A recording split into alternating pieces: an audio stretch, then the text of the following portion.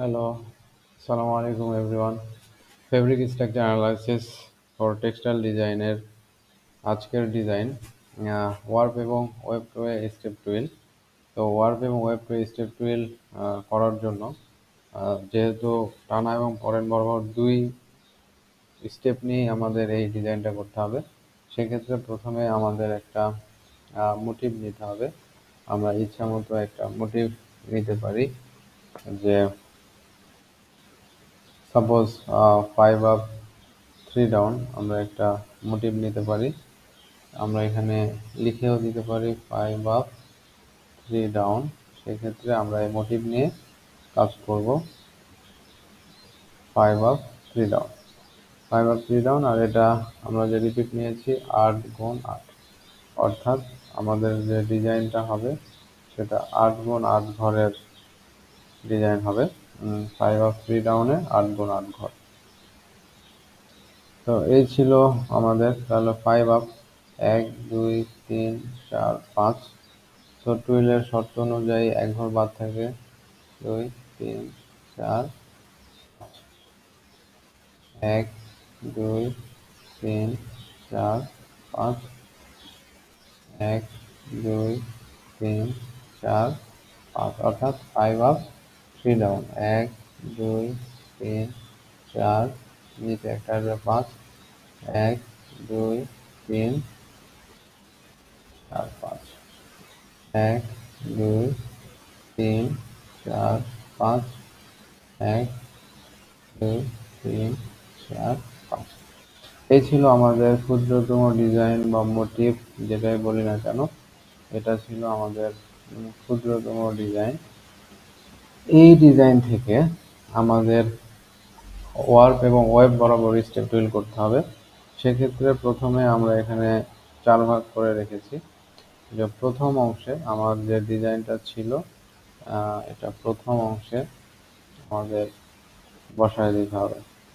আমরা যদি বলি আমাদের ডিজাইনের যে প্রথম অংশে, এটা আমরা বসায় দিলাম এবং আমরা ডিজাইনটা শুরু করেছি কিন্তু ঠিক মাঝখান থেকে, এবং সেখানে হ্যাশ চিহ্ন দিয়ে রেখেছি, সেখানে অবশ্যই হ্যাশ চিহ্ন দিয়ে রেখেছি।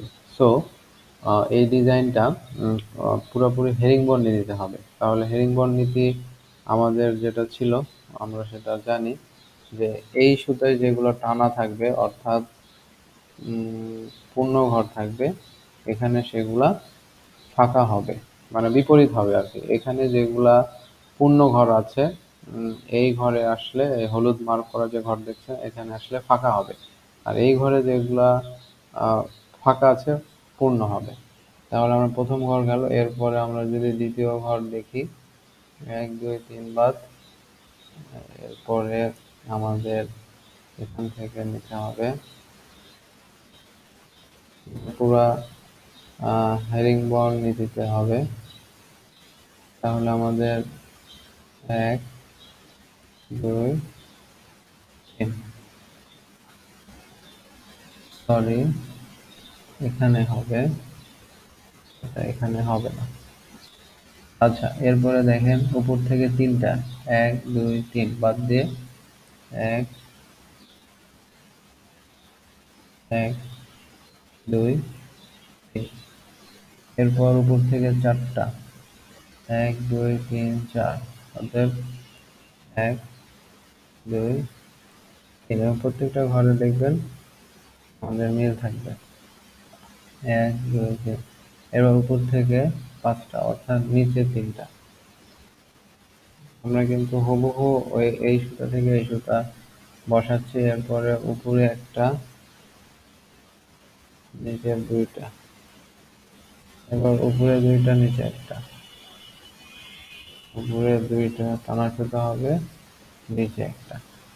এরপর দেখা যাচ্ছে একদম উপরে 3টা টানা সুতা হবে, অর্থাৎ আমরা যে মোটিভ নিয়েছিলাম এবং মোটিভ নিয়ে যে ডিজাইনের প্রথম অংশে যে ঘরে বসাইছি, সেটার ঠিক বিপরীত এটা।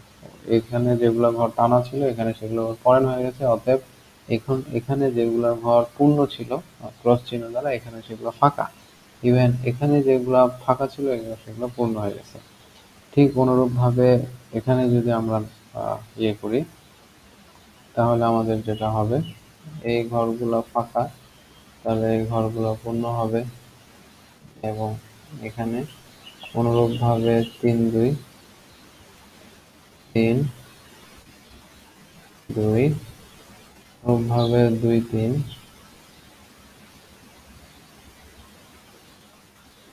2 3 1 4